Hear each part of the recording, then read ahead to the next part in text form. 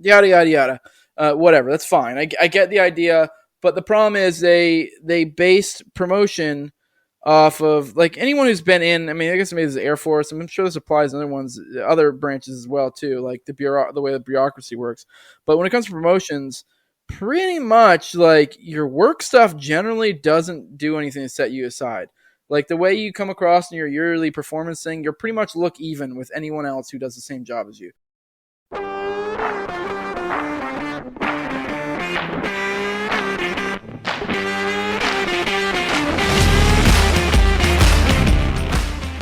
Welcome to How I Embraced the Suck, a podcast where you get to hear from veterans what life in the military is really like. I am your host, Walt, and before we start, you should know that I do not censor the show in any way. You have been warned.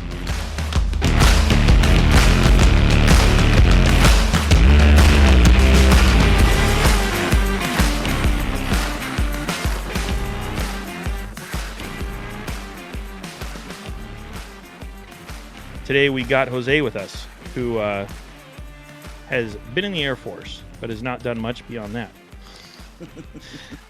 No, he's done quite a bit. What's up, Jose? Not much. Just hanging out. Just took the week off this week. Did a little family vacation type stuff. But aside from that, Nice. just took a minute aside. Finally, still haven't even caught up with all my DMs and emails from while I was gone. So, yeah, breaks are nice. So what's your background in the Air Force? Air Force. I was active duty Air Force for 11 years. I mean, I wasn't some like Billy Badass. I've never claimed otherwise. I've been very clear. I haven't seen combat. I've deployed once, TDY'd once. I was an aircraft mechanic for 11 years. I worked on the heavies, worked on the refuelers to be more specific. I worked in back shop is what it's called for 6 years, which is essentially where I do more in-depth inspections. And then I went and worked what's called the line, where you do like the daily inspections, and then like you're the ones kind of launching them and catching them and refueling them, all the day-to-day operations. Less in depth, but more. I don't know, more. You're dealing with the stuff you see in the movies where they're like, doing the little waving them on to go fly and stuff. So it's kind of cool in that way. So then I did a few years of that, did a few other little odd jobs, and right around 11 years, I was like, I just can't do this active duty thing anymore, and I bounced. Right. I actually, and I'm sure we'll probably go into this a little bit. It wasn't even that I had like a hard job or anything. I was an E6 at that point, so I was like, it was getting kind of cushy, but if anything, it was a confluence of many different things. I mean, for one, I guess I liked working harder more because you could work with your hands more. And as I got higher ranking, yep, sure, more political thing because you became like more like mid-level management, which is just awful. And then really the bureaucracy of the military really rears its ugly face like crazy at that point. But I mean, and obviously, man, I'm an anarchist. I mean, I don't know. I know you go to Childerberg and stuff, so I'm assuming you're probably similarly minded. Yeah. So I mean, there's definitely that as well. I also think even I even think now in modern days with the state of the government, I actually think I may have made the financially smart decision as well. Because don't get me wrong, I'll not to go into my personal finances, but I made more money before than I do now. But if we take into account current events and where things are going, like, I don't know if I really want to be bound to the government right now. I'm not sure if that's the maybe a little bit better to go more the entrepreneurial route and have a little bit more control over my own income, or input towards. Yeah. So, yeah. But that's all I got. Point. Yeah. So for sort of background, I mean, we can go deeper if you want on specific aspects or angles But I mean, that's the basic overview. I don't have anything crazy. I failed out from basically like a special forces type thing, but that's not really that entertaining other than to know that I failed out. So that's cool. What kind of special forces? What was it? I say it's kind of special forces. Well, there's a multiple ones, and there might even be some like in military in the Air Force. There's PJ, your paratroopers. You have your combat controllers. You have your TAC Ps. I think there's a fourth one. TAC P is another one, and then there's a fifth one that I think there's combat weather. I don't know if that's still a thing or not. I don't know. But Okay. that's such a small little MOS. No one really even thinks about them. But there's the other one that's like, this was why I said sort of. It's SEER instructor. This is so like that. It's basically the way it kind of is you have your real special forces stuff. At least this is the way like the guys that I talked to who were there, and from my time there, the perspective was you had like your real special forces, Air Force stuff, which is like combat control, PJ, and what was it? Actually, that might have been just basically it, or my brain farting something. But yeah, basically those were the two. And then it was like TAC-P and SEER were the ones that were like kind of lesser so. So right. If those who can do and those who can't teach. Well, it's more like if you went to go be a PJ or a combat control and you failed out, they'd probably let you go take a stab at TAC-P or SEER. So, okay, sure. Like they were like the lower on the rungs, right?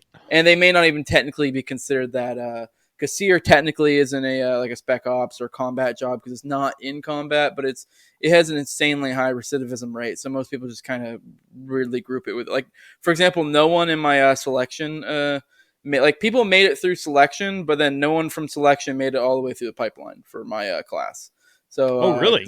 I think we started with something like 35-ish in my class at the beginning of selection, which was only a couple weeks, and then by the end of selection, I think it was like 5 or less. And then of those 5, no one made it through the entire pipeline. So, wow. Which is like the entire track you go through to make it through. I think we had one guy who hurt himself in training. He got what's called recycled, which basically means they like let him stay in the training, but they let him like stay there and get healed up and then resume later where he was in training. So he technically wasn't part of our class anymore at that point, but I believe he actually did make it through. That's what I've heard. I've followed through with some of the people that I went to training with and stuff. So supposedly that dude made it through, but like that guy technically was one of our class. So I guess you could say sort of one dude from my class made it through out of 30 some odd people. So, wow. Yeah. So, and it's not, I'm not at all trying to make it out like it was some badass, but like compared to like PJ and CCT, it's definitely on the lower level, but it's kind of, I mean, so far it's still somewhat sort of difficult. Right. But yeah. Right. But well, yeah, because okay, so PJ, that's pararescue jumper. Like if someone's injured, those are the guys that go in and save them. Correct. What's a combat controller?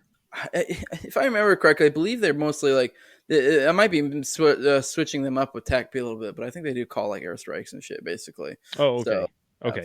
But they're definitely well trained. So yeah. Okay. So sure. And then SEER is survival instructors. So these are people that they teach. They literally teach you all the survival stuff. So you're a survival expert, and then you're the one who then teaches it to other people. You know, because basically anyone in air crew has to go through their SEER class, which is the short version of it. Whereas if you're the person who heads it, like, or is the instructor, you're supposed to be way more knowledgeable than anyone who goes through the class. Right. So, right. Yeah. And that's like basically if you get shot down, this is how you escape and get back. Okay. Yeah. So, and these are the guys who are like are able to get tortured and deal with it, and I know they do a lot of nuts stuff in the training for it. So, like I said, I didn't get that far. So, I mean, I made it to the ass end of selection. So, okay. Yeah. Huh. Yeah, it'd be interesting. So, what was your motivation for joining? Well, it was like partially, I guess you could say it was partially patriotism, but not entirely. I guess for me, going through when I like growing up in my head, I don't know why it was always, I guess it's just like the path that you feel like, you know, society kind of like pushes upon you. But in my head, it was always like, yeah, I'm either going college or I'm going military. I didn't even like really have any other, like, you know, those were the only ones in my head. It was like either go be a warrior or go be a monk, essentially. You know, like that was easy like how decision. It was. Yeah. So, and I was a smart guy, and I also was a guy who was like, you know, big into sports. You know, big into like martial arts, lifting. You know, all different random sports. So like that path, you know, was amenable to me. But then again, so was the like, you know, the scholar, monk, whatever path you want to call it. So, I mean, but then I went to college, and I partied way too hard, and I fucked up my first semester, and Like, luckily I did, like I said, I was a smart kid. I did well in high school. So I like scored high in the ACT, did everything I was supposed to in high school. Cause for me in high school was easy. Cause I was like, Mm-hmm. I was the smart kid, like the gifted kid who didn't have to work at all. So like I pretty Right. much would, I just would ace school, not even try. And then I got to college and then had to try. And like I said, I was having too much fun. So I failed out. And the point I was getting at is I had a bunch of scholarships, so I didn't have to pay for it. So like I pretty much got a free semester of college, and like part of me was like, I can keep doing this if I want to, but and I probably would have taken it a little bit more seriously at that point because I'd be paying for it. But it was a little Mm-hmm. bit different when I was like, I have no like my scholarships are going to run out because of my grades, all this stuff. So these are legit going to be like school loans I would have to pay back. And for me, I was like, it didn't make sense to me for something that I know I'm probably not going to take that seriously to do it with. And I was like, well, I'll go back home. I'll go work until I can get into the military. And so, because I figured that'd be the route I'd go. Mm-hmm. And yeah, that's the route I ended up going. I went back home, worked construction for, a little less than a year while I waited to get into what's called DAP, delayed entry program, for them to get me in. I was training out my ass the entire time. I got like ridiculously good shape because I was training. I was actually training for combat control for 6 months until one day I came into the recruiter's office with my glasses on. He's like, "You have bad vision?" And he's like, "Yeah." I was like, "Oh shit! Well, you can't use CCT." So like I got like stupid ripped from like training for so long for CCT, and they're like, "Well, you can go SEER, which SEER isn't as like. I mean, don't get me wrong, it's still hard, but it like so Sure. far as like physical requirements, it was different. I had been doing a ton of swimming because SEER you don't really need to be able to swim too much, but CCT has a lot of swimming in it. So Right. Right. but yes, I was definitely overtrained. So yeah, I went back home, trained a bunch, joined the military, and yeah, I mean, for me, it really was just as simple as like I got to do something. Like I can't just live at home. In Sure. retrospect, as an adult, I'm like I could have just gotten some job and just worked my way up like a normal person does, but Sure. for some reason, I felt like I had to do something now. I don't know if it's just like a man thing or what, but for me, it was like I can't be at home. Like time's up. I gotta be doing something. For me, like just having a job wasn't good enough. So like I had to be launching into a career right off the bat or something. So Mm-hmm. yeah. Huh. Yeah. That seems to be more common than a more common reason than people think. Yeah. Just hey, it's a career. It's a way to move on. Or often, if you're in an economically depressed area, it's like this is a way to improve my situation. Mm. Which for better or worse, but. Oh, you want to repeat the last thing you said? My earpiece fell out. Oh, I was just saying, for better or worse, it can. It's just a way to get out of an economically depressed area sometimes. Oh yeah, for sure. So. Yeah, I mean, definitely. There's definitely that to it. As far as like the motivation for someone, why someone would do it, I think that seems to be more common. I think than, at least than I realize. I guess I really can't speak for the average American because I'm not. Yeah. I mean, I would say like yes, it's definitely like an easier path, more cushy, but don't get me wrong. Like after like when I got out around the time around 11 years, I was making solid money. I was probably making around like 60K after taxes ish. Sure. Sure. Which is like for someone with 11 years, no college, nothing. That's pretty solid. Like it wasn't really that hard of a job. Then obviously I had all the benefits and everything. But when you first join, I still was making decent money, but like, I pretty much all through high school and, between like, joining the military and, like being in school or whatever, I was pretty much always working of some sort. I would work in the summers, sometimes work on the weekends type deal. So I've been working like pretty much like, like construction, landscaping, just little stuff like that here and there, Mm-hmm. like all as a kid. And I probably made about the same, if not better money at a lot of points in time, even as a low skilled, just like manual laborer, Sure. than the beginning of the military. So I definitely think it is like, if you're a motivated person, there's definitely more money to be made on the outside, but if I definitely, there is something to the fact it's like more cushy, so I mean, it's one of those things that like, people will work for shit. There is definitely stuff to be had there, but, if you are looking for an easy path, yes, the military definitely is an easy path. It's everything's laid out for you. So But Yeah, a lot of the decisions are made yeah. for you. Mm. Did you so while in the Air Force, did you ever experience non-Air Force food? Non-Air Force food? Yeah. Oh, you just mean bad food? Oh, like at other Other uh branches? trying to think if I ever like had to. I don't think I ever had to go to like a chow hall of any other branch or anything like that. I think I somehow just got lucky when I deployed. It was all Air Force stuff. No, I've been pretty lucky in that regard. Everything's been pretty good. I do know that's part of why I joined the Air Force. Is I knew it was gonna be more cushy in a certain way. Because Sure. like I said, I was like a sort. I hesitate special forces, but it was a career filled with a high recidivism rate. Most people just immediately think we're special forces, so it's just easier to say that.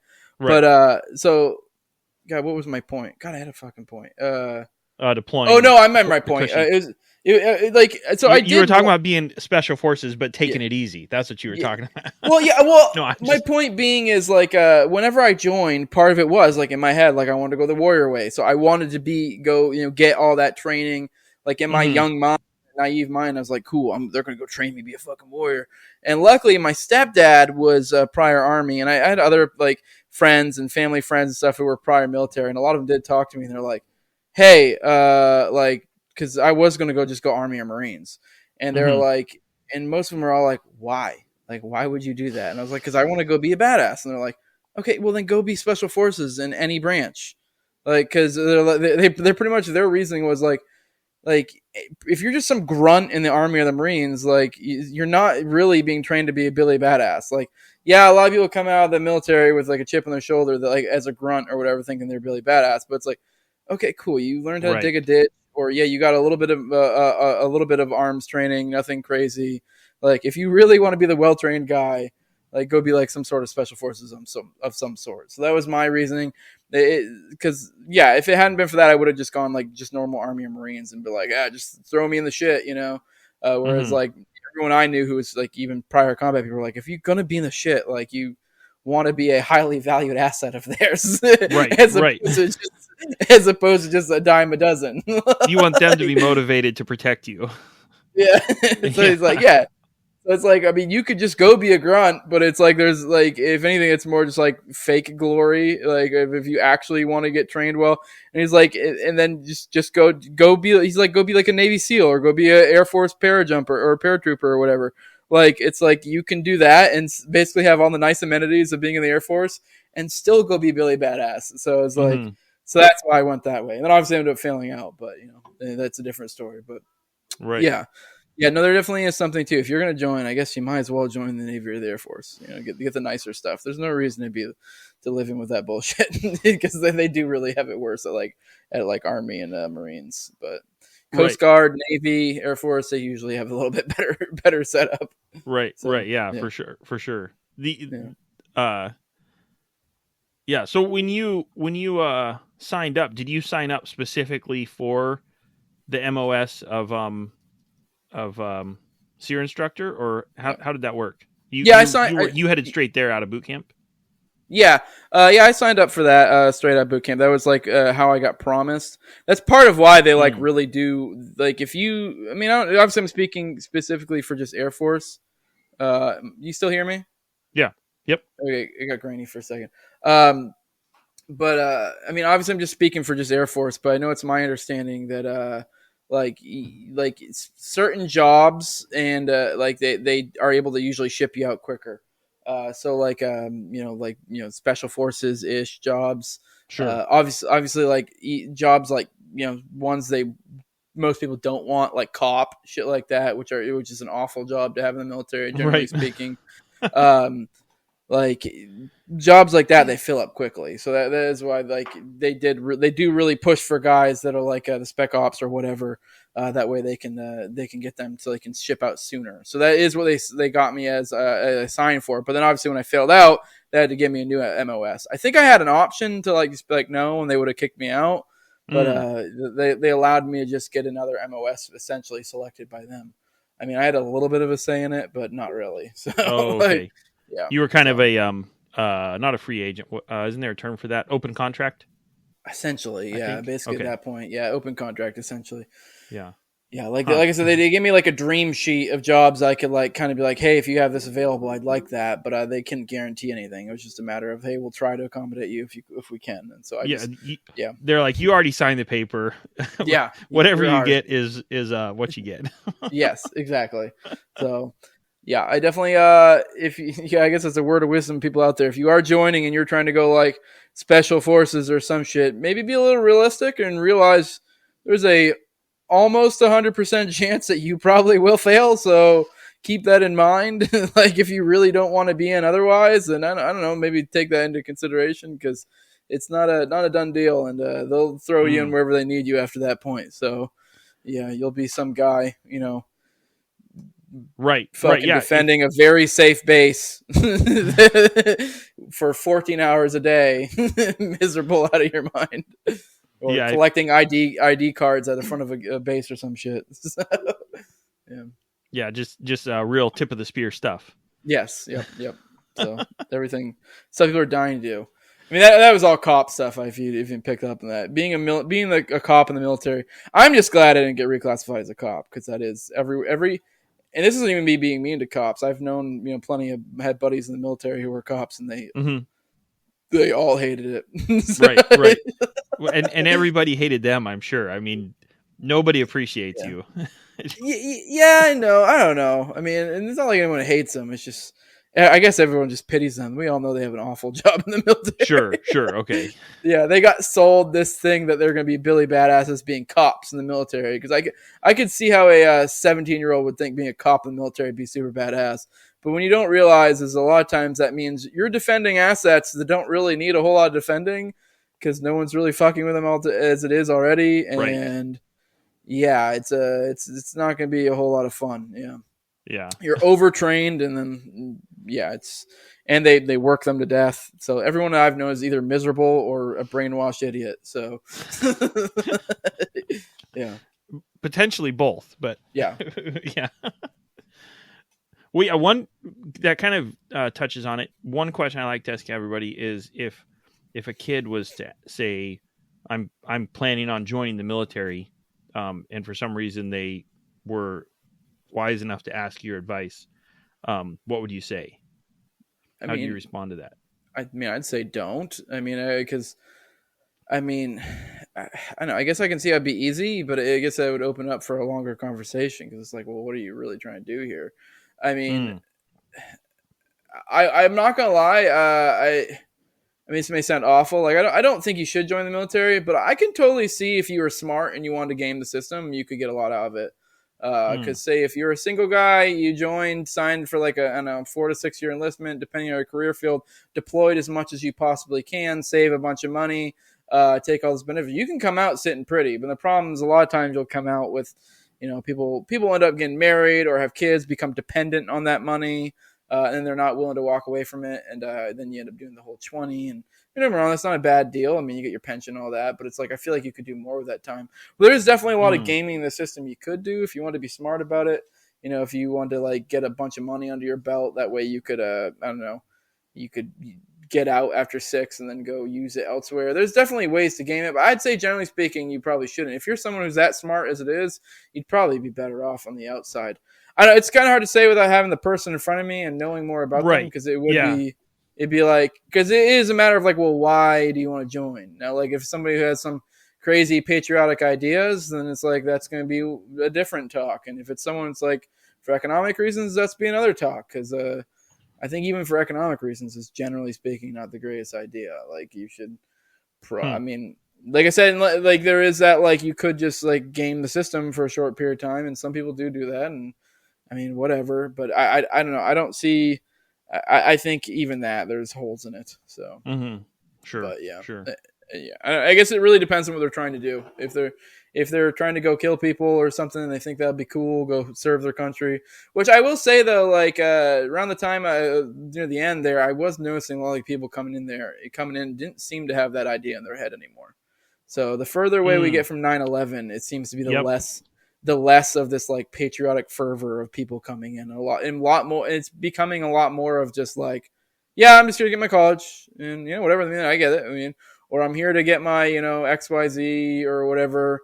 like they're trying to game the system, which whatever, I get it, respect, I get it, it's Mm-hmm. there, whatever. But yeah, so it is. I guess that is one benefit in a certain sense. I do think a lot of people aren't joining anymore, thinking they're gonna, go save lives, because that is it is kind of fucked up to think that a lot of people did get sucked into it like that. Because I do think that is a noble calling in a certain type of way, to where you're like, a lot of people do genuinely join because they're like, and there was a part of me that was like that as well. That was like, I like, part of why you do it is this like warrior calling inside of man of like, I want Mm-hmm. to go, fight and protect my loved ones. And for some reason, we have convinced the, adolescent male that this is a path towards doing that. But luckily, the further we get away from 9/11, the more it seems the general populace is realizing that's complete bullshit. So, Hmm. and I guess it's a good thing. I mean, I guess I prefer if people are coming into a government program, they're just like, yeah, I'm just here to rob it for all it's worth. I'm like, okay. Right. Yeah. So, which kind of leads to its institutional rot, which, whatever, I'm fine with it. I want that thing to rot. So, yeah. Huh. Yeah. Um. Yeah. You mentioned you deployed. What was kind of the difference between stateside, um, being stateside and then deploying in maybe in your daily tasks, or just the atmosphere, I guess. Uh, okay, well, like obviously, everything, when it comes to like different branches, different jobs, it's always gonna be different. So my experience will be different than other people. But with my career field, generally speaking, it was when you were deployed, you do the same thing. You pretty much were doing the same thing deployed as you're doing stateside. Sure. Um, it's a little bit more like go go go type stuff, because we're trying to fix these jets quick. We're trying to send them off on missions. Like we have, it's more of a timetable that we're on. So things are a little bit more rushed. There's a less oversight, so far as like having. So there are definitely some perks from a job perspective, where you have a lot less chiefs in the kitchen, or Less whatever the saying. bureaucracy. Yeah, yeah. Yeah. So there's something to that. I mean, pretty much how it was. It was I worked. I believe I worked 5-1, which means I'd worked 5 days on, 1 day off. I'd work 12-hour shifts, which isn't that bad. And so I'd pretty much, we had this part of the base, which is like our lodging side, and there was this part of the base where we would work. And so I'd get on the bus in the morning. It'd be a little bit less than an hour, everything all said and done to get to work. After the fact, roughly about an hour to get back. So in reality, it was more like 14. So my general day was, working, essentially about 14 hours, trying to run to the gym shortly after, showering, going to sleep. I might try to squeeze in Mm. like a 30-minute talk to the wife. Because by the time that all that's said and done, I'm only getting like 5-6 hours of sleep anyways. So Right. yeah. And then I'd have my 1 day off where I'd probably just sleep a lot and work out, and that was about it. Yeah, it really, I mean, it's not really that crazy. It's really just nothing but work and working out. So I Mm-hmm. mean, there's definitely a good side to deploying, and that a lot of people do go over there and really do a lot of self improvement, because when you have nothing to do but that, you get a lot done. You got a Right. lot of reading and a lot of working out done while I was deployed. So, Yeah. but yeah, but no, I know it's just a hot fucking work environment, and you're doing a lot more working, and that's really all there is to it. Yeah, it's not a hard. Hmm. It's not nothing hard. Yeah. Was do you have any music you associate with that time? What was the Oh. soundtrack of your deployment? Ooh. I don't know. Probably a lot of Falling Reverse, which I don't know if that's a band you're familiar with. No. Uh, it's because I don't know. I know that I think my wife sent me with her MP3 while I was there, so I started listening to a lot of her music. Right. It just so happened to be loaded on that MP3. It was back in the days when MP3s were a bigger thing. But I don't Right. know, probably a Right. lot of Falling Reverse. I'm trying to think of other bands, but that's the first thing that comes to mind. I mean, I was doing a ton of working out, so I was listening to a lot of hard rock and shit like that. So Mm-hmm. yeah, Yeah, but because like when I think of like Vietnam, obviously I think of like CCR or something. oh yeah. So it's interesting the different wars through history, what the different music is, kind of Oh, what's Yeah, but it is like it just doesn't even feel like war. It literally is just like Sure. like it's just working. I don't know. I guess it depends on your environment. For us, it was just working in a microwave, essentially doing my same job there. That was it. So The same job in worse weather and slightly better working environment, maybe yeah, to a certain in some extent. way. Yeah. Yeah, I mean, like the actual working was worse, but then it was also better because there was less people in your hair, which is nice. So you're just doing your job. Right. So, Right. yeah. Yeah. Yeah. So what? Well, actually, let's kind of shift gears. So you have, you're involved in multiple podcasts. What about those? Well, I have What's two up with that? I have two podcasts. I have the No Way Jose podcast, which is my main podcast. It's my personal podcast. That's more where I just do like serious stuff. I mean, it generally is like a libertarian type thing. I mean, I do touch on a few things. A lot of people know me in the roughly as an agorist, so I'll cover a lot of content like that. For example, I've been doing a live reading series of all of Conkin's work. So I've done I did an agorist primer with I covered that with Caleb Brown. I'm almost done with New Libertarian Manifesto, which I'm covering with Sal.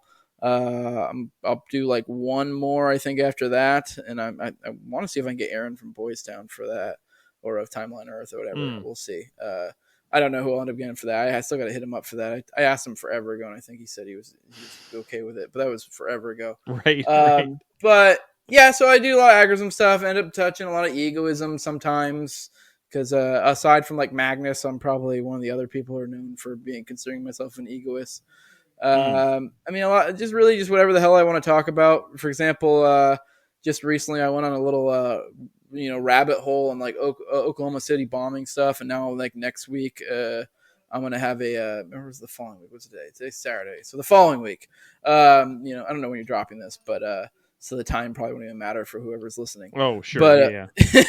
but, I'm getting ready to here in like a week or so have, an expert from the Oklahoma City stuff and all the weird little angles that goes down. Yeah. So I don't know. I just touch whatever I want to touch on, whatever I find interesting. Then my other podcast is I have a Tower Power Hour, which is a group podcast, which is more like a comedy thing, kind of more like Legion of Skank style. We don't really go too much into political stuff, even though like almost all of us on the show have our own personal show, and all of us do get big into the libertarian type stuff, but and some of our own personal shows. But on the group show, it's more just a guy shooting the shit. I mean, it will a lot of times come back to stuff like that. So yeah, that's Tower Power. I have me. It's like we have 6 people in our roster, but it's not all 6 of us every episode. Usually we'll sometimes have guests. It just kind of it depends on who can make it that day. It's a rotating thing. We usually try to keep it at like 5 altogether, including guest ish. Because get too many people in there, it gets to be a nightmare. People talking over each other. But who we have is me. We have Reed Coverdale of the Nationalist Capitalist podcast. We have Clint. God, why am I just had a brain? Clint Russell. I don't know why I had a brain fart in his last name. Clint Russell of Liberty Lockdown. He's also one of ours. Then we have Top Lobster of toplobster.com. He does like a lot of people's merch and stuff, a lot of great stuff. He does my merch. So if anyone wants No Way Jose merch or Tower Power our merch, go hit him up. And then we also have Cole, or used to be Fat Dave back in the day, at Tower King Cole. And then we have Toad, and that's our 6-man lineup of Tower Power Hour. Yeah. And yeah, that one's fun. It's definitely have had more success with that than I have on this. It's technically we got nuked off YouTube, so you wouldn't know. But if you just looked at just the subs, but we have a pretty good presence on Odyssey as well, and so we at our peak on YouTube we had over we were like 2,500 subs, something like that. I don't know. We were doing pretty, and but now a lot of our stuff's gone on Odyssey. So if you're listening to us and you like that, definitely go check it out on Odyssey. We do have a YouTube channel, but I don't really market that too much because we know how that can go. We'll probably get nuked off there again. So, yeah. I don't remember when, but I remember at some point you did some stuff with Dave Smith about like just personal responsibility. Oh yeah. And I didn't get too far into it, to be honest, but just the concept really impressed me. I think that's something that's kind of lacking. Yeah. There's Yeah.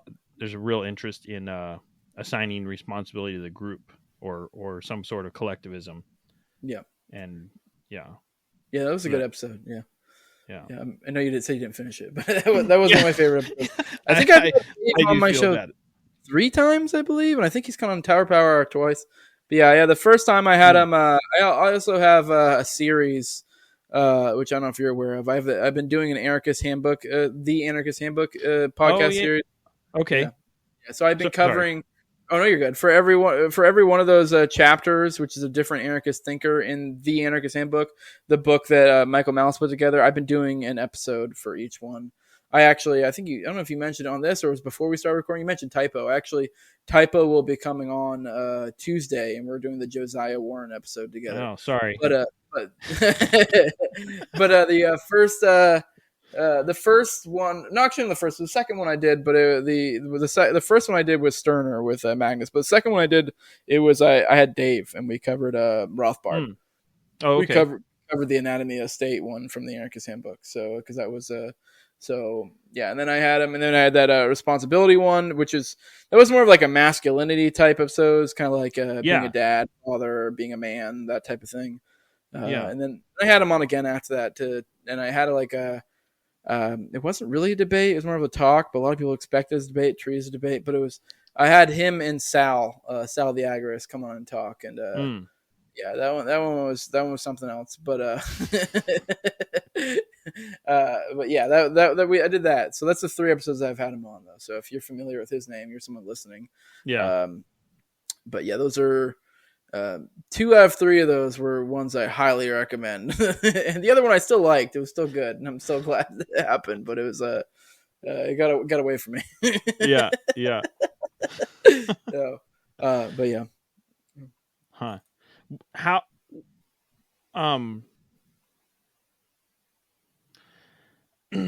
I spaced. I'm sorry. Good. It happens. I should join the Space Force maybe. I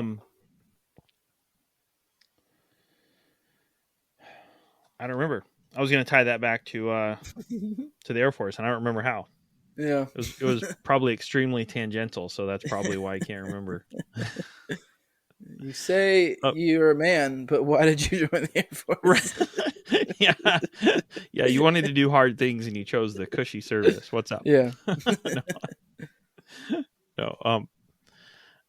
Yeah. I guess this is a harder transition, but what was an experience in the Air Force that stuck with you?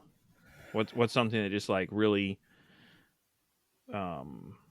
was like maybe the defining moment, or just the most memorable moment, or something? That's aside hard. From failing SEER school. Yeah, right. I know SEER instructor. That one is kind of hard. You know what? I mean, I don't know if it's necessarily a moment, but there was one year where I was essentially the guy in my shop. Like at that point in time, I was essentially like, I mean, I don't want to go too inside baseball, but I was an E4, and I basically was doing a job that it was designed for an E5, and I was doing it far earlier than all of my peers. I was doing it better than and I was basically doing in a lot of ways the job of the guy above me. And I was managing a ton of stuff in the shop. Like I basically was the guy, like the point man for all this shit. And that year they changed the way we do promotions. I remember this because it used to be essentially you had a 1 through 5 is what you got every year. Pretty much everyone got a 5 unless you were a piece of shit and like you did something wrong, and then you would get like a 4 or a 3. But this year they changed it. That year they changed it, and they're like, you know what? From now on, like they essentially make quotas so that you to get the 4 or the 5, like, because this is, to be fair, this is like they're like, well, this is the way it was supposed to be when we started it, but then we let our supervisors just grade it however they want, and then they just felt like they were screwing over their people if they didn't grade them, if they didn't score them as like all the way to the highest. and so this is why we have to put quotas in place and yada yada yada. Whatever, that's fine. I get the idea, but the problem is they based promotion off of like anyone who's been in. I mean, I guess maybe this is Air Force. I'm sure this applies to other ones, other branches as well too, like the way the bureaucracy works. But when it comes to promotions, pretty much like your work stuff generally doesn't do anything to set you aside. Like the way you come across in your yearly performance thing, you're pretty much look even with anyone else who does the same job as you. What makes a difference is going to be all the other little shit you do. So deployments, TDYs, obviously that's fair. I get that. This is a guy that's you're gonna reward those people. But either way, at that point in time, like in our shop, no one had deployed that year. So I mean, I still should have been like the head of the cream of the crop. But basically, it comes down to like volunteering and school stuff. So like, because they want you to do like they want you to do college while you're in, so that way you can be like, they can be like, well, look at so and so, he has a blah blah blah blah degree, or he's doing this much. They heavily incentivize doing that shit. That doesn't really help your job at all. And they always do this thing in the military where they do this two-faced thing where they talk about, they'll be like, they'll act like they grade your work performance higher than they do those other things, because the way it's supposed to be, the way the military says it, in their thing, is it's supposed to be your work performance comes first, and if you excel in that, then you excel, and then the other stuff is just supposed to be like kind of, if you're dead even, like, so if you had like two shit hot guys who are really good at their job, and one of them just so happens to also be going to school, that guy should be get outgraded. Sure. But the way it ends up working out is the piece of shit guy who can't even do his job, and the guy who's like shit hot and is the one who's like the best worker in the shop, they get graded even no matter what. That's how it ends up working in reality. And then it comes down to, well, did you do school? Did you do this? So you can basically be a piece of shit, and as long as you check off the right boxes, you're going to school, doing whatever, you're doing the right volunteering stuff, you can get it. But I remember this year, I didn't do school because I just never cared. I was more, for one, I was more focused on my job. I didn't have time for it. I had a young family. I genuinely didn't have time because, for one, I was the person literally doing the most work in my shop. I was like the guy, like the go-to guy. I did not have time for school, but I did also make sure it's like, I'm going to make sure to check off the right boxes. I'm the only thing I'm not going to be able to do is school. I'll get some of this volunteering bullshit in, like, and I did. I checked off the right boxes. The only thing I didn't have was school, and by the end of the year, I still got graded a 3, and like, which is like just run of the mill. And I was like, what did I even do any of this for? Right. And it's like, and I'm not someone, I've never been someone who's like expects to get rewarded at anything, but it was just like, I was only doing that so I could, get more money. So it wasn't like I was trying to do it to be like, to, I don't know, any sort of, pat on the back. If anything, I hate that kind of shit. So, but it was just at the point that I was realized, like, it makes no fucking difference. Like, there's no point. Like, this is just all just bureaucratic nightmare. There is no like, like they're gonna have your back. Oh, I had another story I just thought of too, but I'm not gonna bring that one up as well, because you do learn you learn some of these lessons the hard way. Going in, you're like, stuff like that. Like the like this is what it is. So. There's no point in busting my ass, like crazy to try to like set myself apart anyway. Like, don't get me wrong, I'll still work, that way, within reason. But I think that's a smart thing to, in some regards, to have with work in general, because I feel like that does in some ways lead to a good work-life balance. Because I do think you shouldn't probably put that much, that much emphasis on your work to that extent too. Sure. I think. Yeah. But yeah. That was definitely a moment where I was like, yeah, this is fucking bullshit. Like, I don't know what I'm even like. I was just like, all right, whatever. It was like the one time I really was like, I'm gonna really, really try. And it's like, nope, nothing happened. It's like, all right, well, fuck this. Like, it really is. It's something irritating when it's like you are the dude. Like, there was no debating it either. So right, it's just that when it comes to on paper, I have the same exact work stuff as some other dude who just so happens to be working next to me. So, but I was the one with all the job titles, everything. So yeah, I don't know, that's the first one that goes to mind. It's kind of vague, not the greatest story to tell, but right on the spot, that's the best one I could come up with. Yeah. Then I came up with another one halfway through in my head, but I'm not going to another story. Yeah, leave the listener guessing. Yeah. No, in retrospect, the other story would have been a lot better. Yeah. Huh.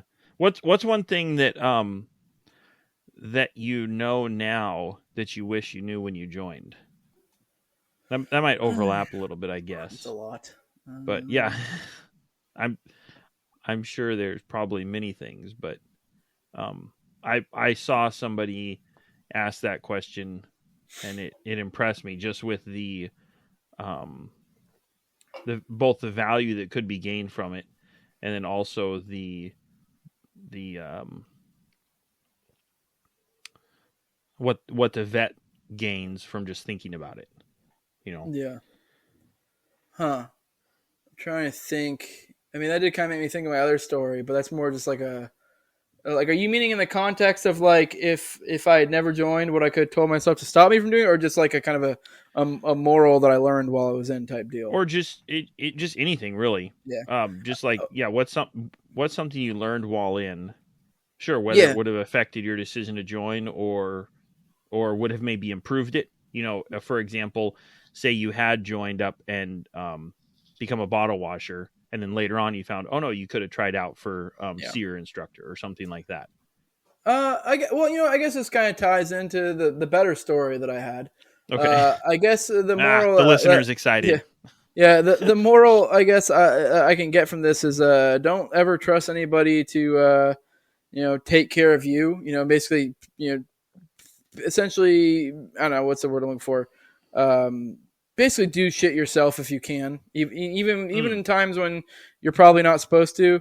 Because I guess here's the sort of better story. Essentially, literally, I believe it was the last day because I swapped units halfway through. I still stay at the same base, but I told you earlier that I went from back shop doing like more daily, day to day stuff, and those were different units. I swapped units, and like literally the last day, I believe it was the last day I was in that unit.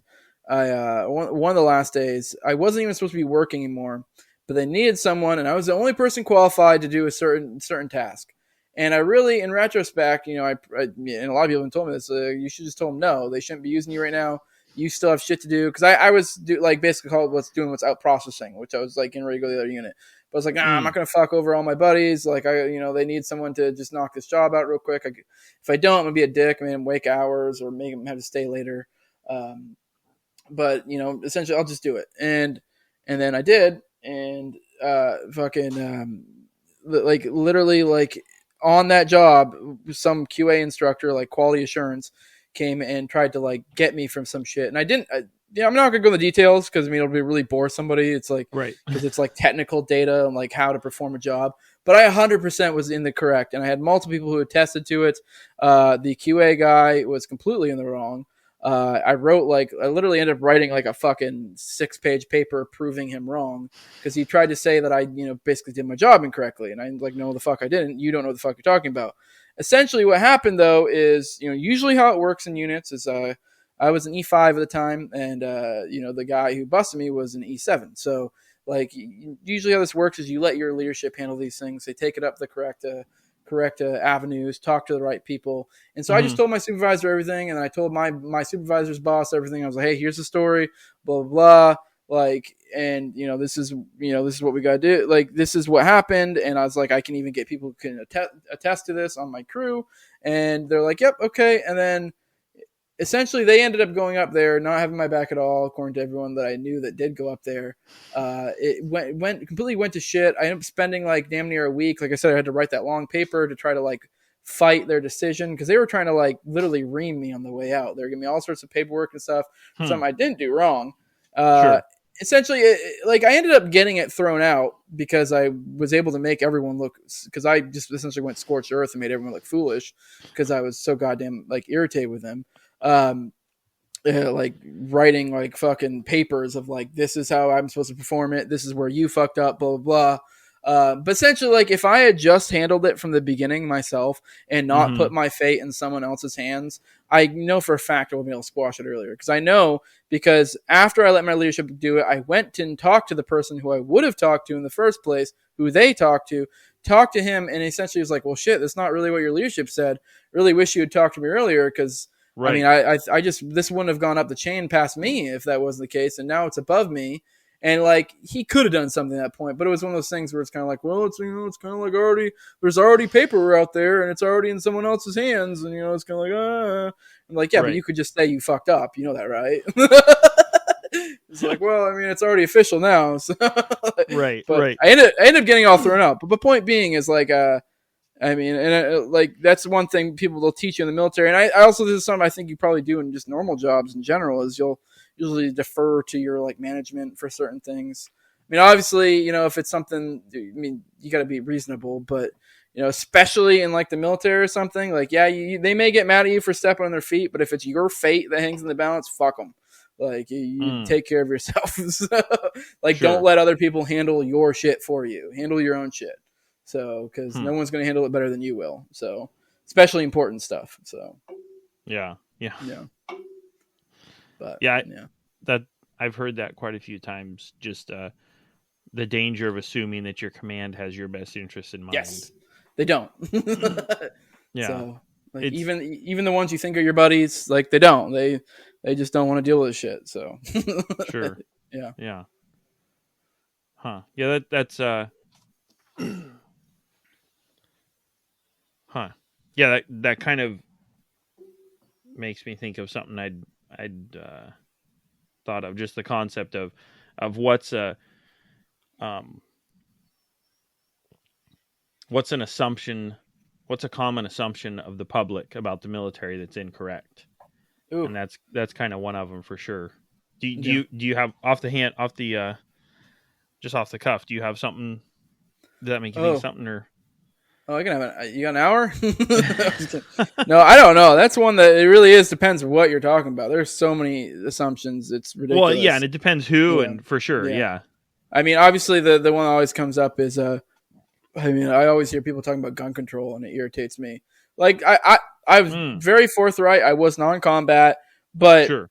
I've even talked to people who were combat, and it differs. Some people who were combat, depending on what they do. Obviously, if you're like an arms instructor, you're going to be well trained, because they do have those in the military. But most part, even a lot of your combat guys really aren't that well trained, like at all. And so it definitely is something you'll see in light of like a lot of gun control arguments. People will be like, oh, look at these weapons of wars these 17-year-olds have, or like, oh, at least they get trained. I'm like, dude, like.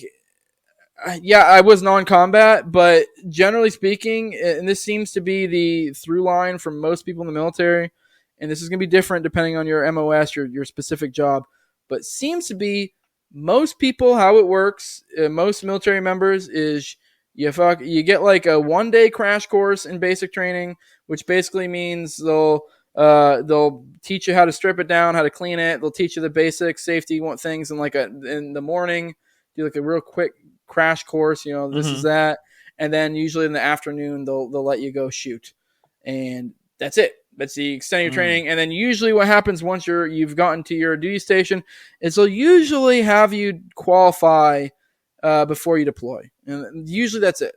And so every time you deploy, you'll shoot, and which means you'll do the same exact thing you did in basic. You'll do another day like that, and they're a joke. And it's not even to shit on the people, the instructors or anything. It's just that you don't really get much training in like a day, especially when you're like pushing a ton of people through just to get them, just to teach them. I mean, yeah, sure, you're sort of familiar, but it doesn't really mean a whole lot. I'd say your average gun owner probably has better gun experience, better, gun safety knowledge than probably the average, military member. So sure. I mean, just if I was to just guess, but say somebody has like 1 to 3 guns, probably is about the same, if not slightly better than your average military member. Like, there's nothing special that happens in the training you get in basic training or after. So, like I said, it's different. Like if you're like special forces, you're gonna get a whole lot more. Even then, if you're like a grunt, like a combat, have a combat job. Sure. You probably get a little bit. You probably get a little bit more, but even then, I've heard from some of those guys, it's still nothing special. So it really is hit or miss. But the idea that like the military is some magical fucking authority on guns is just silly, especially for anyone who's been in the military. So yeah. Yeah. What's the percentage of support to actual like combat personnel I think it's ridiculously high. Yeah, I'm sure it's even higher in like the Air Force, but I don't know the exact. 60-70%. I always hear people say 90% Okay. but I don't even know that may even be.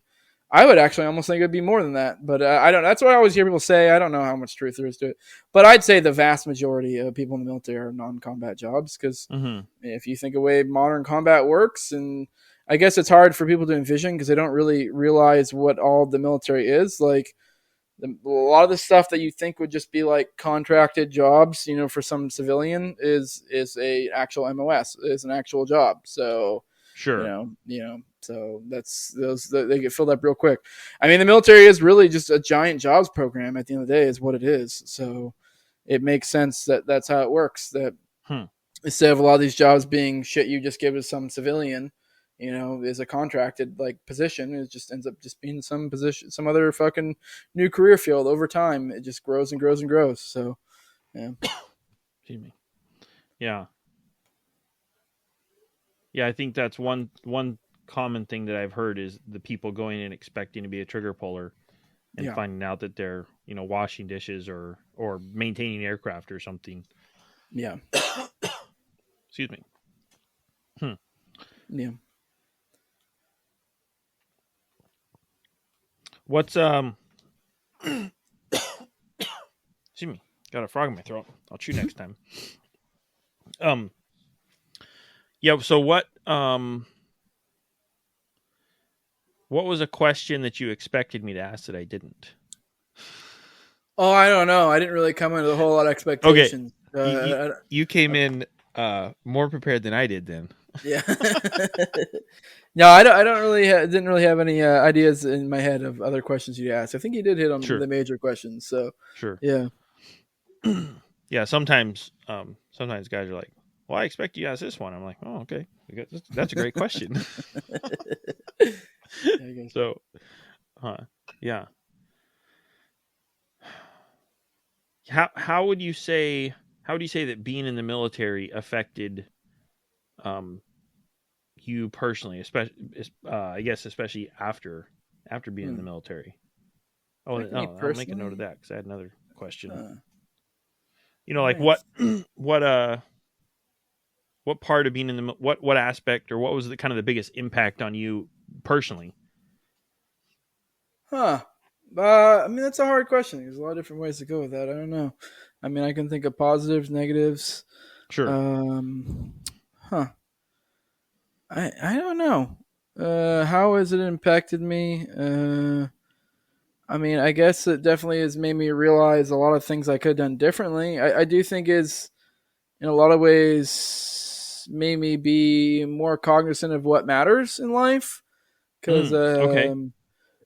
I have a 9-year-old, I have a 12-year-old. I was in for 11 years. So I spent most of their young life in the military working a lot. And that's not to say like I feel like I'm being like a baby a little bit. Like I only deployed once. I was gone for 4 months. I was TDY'd as well, which was a short one. So I was with my family a lot. But there's a lot of hours I worked. A lot of times where like, being in the military too, like, in a real job, you could like if they're like, hey, we're gonna have you work this hours, you could be like, no, I don't want to work this hours. Whereas in the military, they're like, hey, we need you to do weekend do this time, and like, I mean, usually sometimes it'll be reasonable if you have an excuse or there's a reason, like an actual legit reason.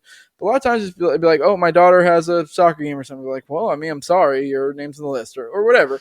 It's not to say that doesn't happen in a real job, but it is like you do always have that like you can legit just say no, and which I mean technically can in the military as well, but not really. It's sort of there's always a looming like some sort of judicial punishment over your head.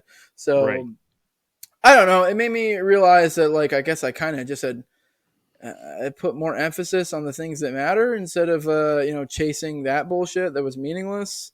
Because it just I don't know. I guess in some ways it's almost like that's like the society's expectation path was the thing I was chasing down, and then in retrospect I was like, I feel like I could have a whole lot different route, and so I guess it's caused me to rethink things and put different emphasis on things as time goes forward. So things I guess I wish I'd learned a little bit earlier, but I mean I guess I'm learning them now. So I wish I'd put more emphasis on entrepreneurial type stuff or or allowing, essentially allowing it so I could have more time at home with family. I don't know, being more flexible. Like I just wish there's certain things I wish I'd put more value on. I mean, it's also part of why I got out active as well, because it's like like I'd been in the same base the entire time I was there, so there was no way that was going to keep going. I'd been over a decade at the same base, and Sure. there's no way I was going to be able to finish out my career like that. And I also was like, my kids have been here. This is where they've grown up their entire life, so it's like I don't want to have to deal with that whenever that inevitably comes. So that was part of it. Sure. I don't know, there's a whole lot of stuff. I can go different other angles and stuff I learned from it, but I don't know. I guess it just kind of allowed me to rethink things a little bit. I will say Yeah. it did give me some advantages in a lot of way. Having a cushy government job made it so that like during the lockdowns, I was able to basically fuck off, do a lot of reading. I don't know. I mean, I definitely there was benefits from the military, but at the end of the day, I feel like in a lot of ways I kind of wasted a lot of time, and that could have been used in other ways. So I don't know. I guess in a certain sense, I wish I had never joined, but I mean I'll take what I got out of it and move forward, do what I can with it. But yeah, I don't know. That's a hard question to answer. But, yeah. What was the transition like getting out?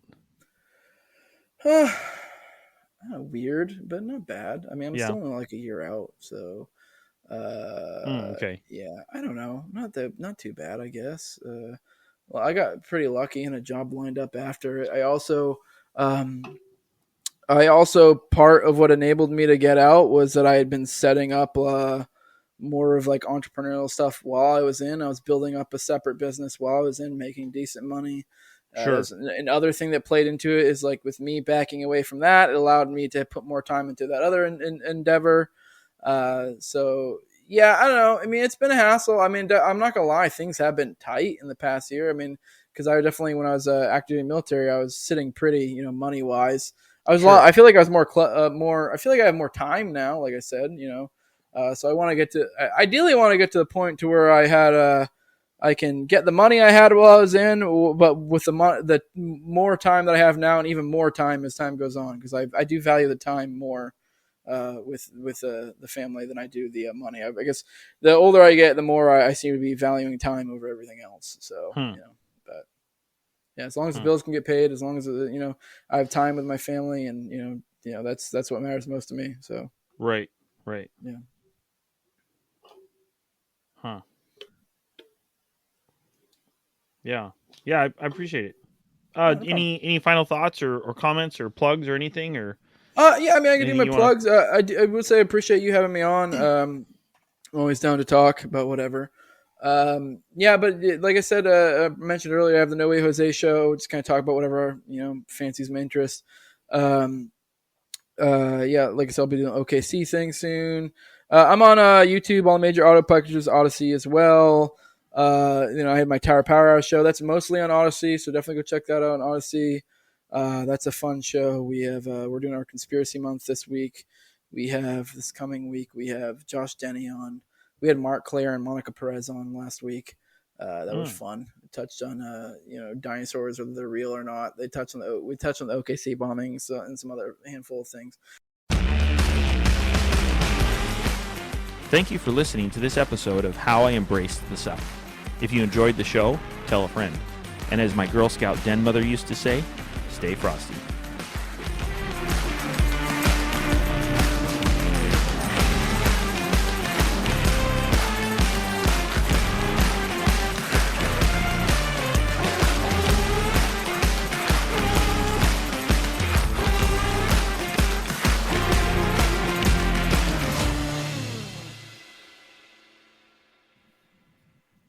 Yeah, he's something else. Yeah. I don't know.